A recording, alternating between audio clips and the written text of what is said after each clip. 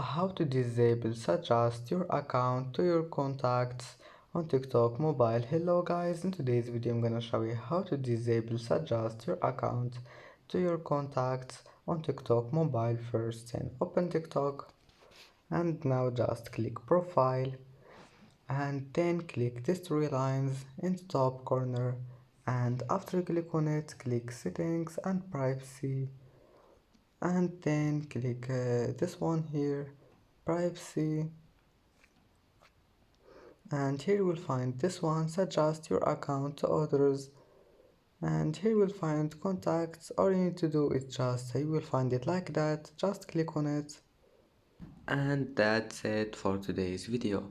If you like this video, don't forget like and subscribe, and thank you for watching this video until the end, and see you in the next video.